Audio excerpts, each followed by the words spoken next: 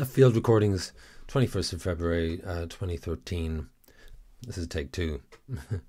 With the cables plugged in this time. Let's see how we get on.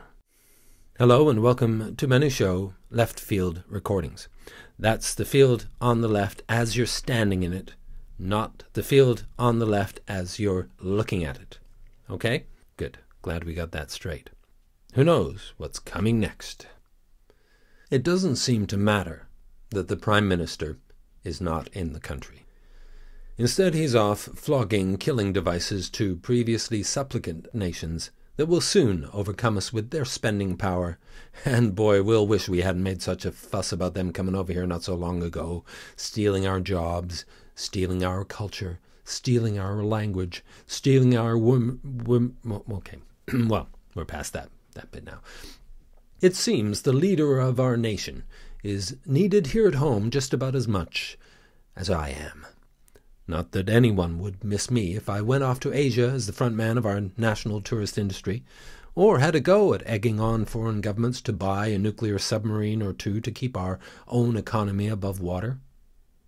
Actually, I'd probably get arrested and treated like Julian Assange, the Australian WikiLeaker wanted in Norway and the United States, who is presently an Ecuadorian embassy resident right here in the United Kingdom. He may well soon come a cropper of the new universal benefit cap coming in April. He could be chucked out of his third-floor embassy window faster than an unwanted guest at a Peter Doherty crack party. May I suggest you take notes so you can search out all these allusions to real events once you get back home. Home is, well, fill in the blank. Home is a place I'd rather be. Home is wherever I lay my hat. Home is where nothing ever happens. Or home is a city smack dab in the center of Syria where all the real action is taking place right now, where the Arab Spring has dried up and become the more recognizable Arab desert. Which is a reminder of how extraordinary language becomes commonplace, what Orwell once described as newspeak. Arab Springs as opposed to deserts, opposition forces as opposed to terrorists, Robin Hoods as opposed to diamond thieves, nurses as opposed to care assistants. I mean, who's going to notice, right? Friendly fire as opposed to blue on blue. Everything used to give parameters to international conflicts simply has to be adjusted now and again. What I mean in terms of vocabulary is that which sounds odd but which quickly becomes ubiquitous, like the word ubiquitous. But you know, when you hear a word like redacted, it sounds like a stage direction for communists or something you might do with a clown nose to inspire donations for comic relief. Where in a parallel universe, starving children are fed one-liners by stand-up comics who would otherwise be resting between gigs. Or sitting down for a bit, as one wag put it to me. By wag, I now mean a wife and or girlfriend of some athletic genius, someone who is an anatomic jock-strapped OCD oddity, someone who is largely famous for having been sent off in a World Cup, or for tattooing his children to the nape of his neck, or for marrying a person who believes smiling causes cancer. She, in fact, is a wag done good, and over time, the world has learned to love her the way they learned to love Yoko Ono, because eventually wags, just like avant-garde artists, become institutions if they have avoided being institutionalized. That's more like Gaza. I mean, not the strip. I mean like Paul Gascoigne, who only saw the outside of a pub long enough to be photographed before he was redacted himself and put on the first plane to a rehab clinic in the States, where, when introduced to him, everybody says, "Gaza who?" So he has to carry around a smartphone with that video of him crying at the World Cup on a loop, and actually no one can understand a word of what he says either. "Why, I'm on a come fit far on for we are an art, passport. Oh, I didn't come out and need a passport like." Cut.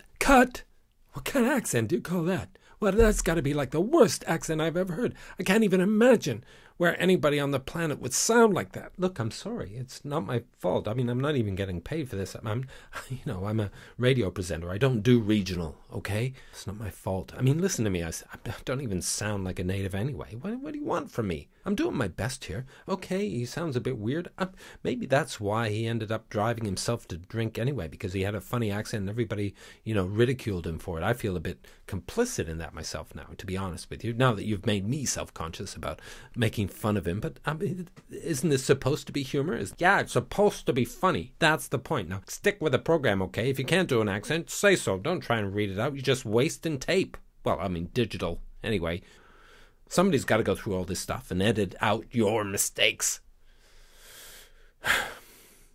Okay, let's try that again, okay? Without the stupid accent. Fine, whatever. In other news today, Sylvia Plath published a book 50 years ago. A princess challenged a historian to a nude mud wrestling match, but it's been put off as the princess is not only pregnant, but she's also not a real princess, and the historian has won too many prizes and doesn't want to lose them in a championship all-or-nothing bout. The truth is, the historian is being rubbished in the media because, well, actually, she doesn't look anything like a princess, and the princess is getting rubbished throughout history precisely because she does look like a princess. And if any of that made any sense, we'd probably all be in deeper doo-doo than we already are. So, thank your lucky stars that they and the rest of the universe is accelerating away from everything else in the rest of the universe ever faster and ever forever, which is like more time than we've got here. So let me just nuts and bolt this one into a cattle prod kind of metaphor for you. We are in the biggest and slow motionist galactic explosion ever. There, that should calm a few nerves over at the Live Mayan Calendar Watch headquarters. It's just a joke. The world is not about to end, and the Tom Cruise Jack Reacher franchise will continue, just like Die Hard did for Bruce Willis. Tom and his retirement package film series will fill column inches for years to come, which proves some good things do come out of Scientology, like the definition of the word cult, for example. In other news, the Pope has resigned himself to his fate, and the Church, for that matter. He probably wants to be able to spend more time with his faith. Rumors abound that he quit before he got subpoenaed to explain why all those priests who were predators didn't get turned over to the cops to begin with. Also, he remembers having to change the previous pope's incontinence pads, and they had to get a carpenter in, not that one obviously, to make a hole in the papal throne so the pope can sit there for hours and bless people between their legs without having to go to the bathroom, which is something to avoid doing in South Africa, apparently. Oscar Pistorius, once a household name for the Paralympics and South African athletics, is it 'cause I's white? Has become synonymous with shooting at people locked in toilet cubicles. Mind you, cubicles in Japan have seat warmers and volume controls, so it sounds like it's flushing the whole time you're in there. That's to hide the squirts and squelches and bodily function noises that no one, really no one, deserves to hear. Some call it overcompensating, but hey, that's what you get for inventing a society that evolved walls made of paper. Duh. And now it's time for the scores. Unemployment down, jobs up. Salaries down, tuition fees up. Exchange rates down, energy rates up. Tax credits down, pension age up. Interest rates down, bankers' bonuses up. Arsenal down, Arsene Wenger off. And now it's time for our station ident, so we'll be right back after this. You're listening to some crap on the radio read out by some idiot who knows nothing about what he's talking about. Well, that seems a little unfair. Well, I should cocoa, mate. I wrote the bleeding script.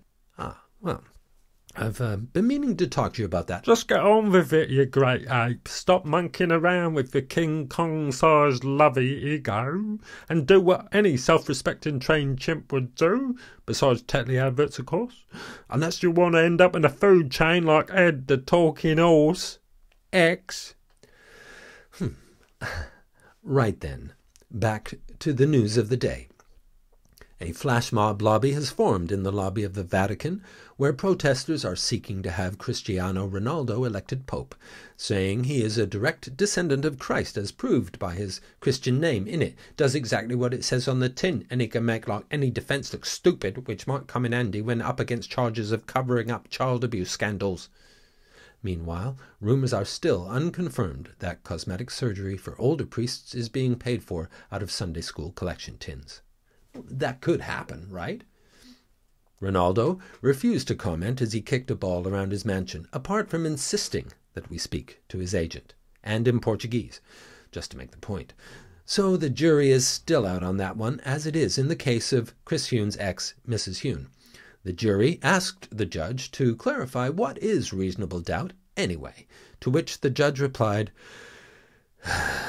"It is a doubt that is reasonable," and promptly threw them out for making an ass of the law, the Huhnes, and come to think of it, speed cameras.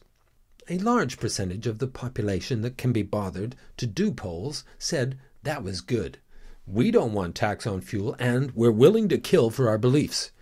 Yet the same poll found the same people were so busy trying to blow up Europe that they didn't notice how VAT went up from 15% to 20%, making everything cost loads more, not just getting around.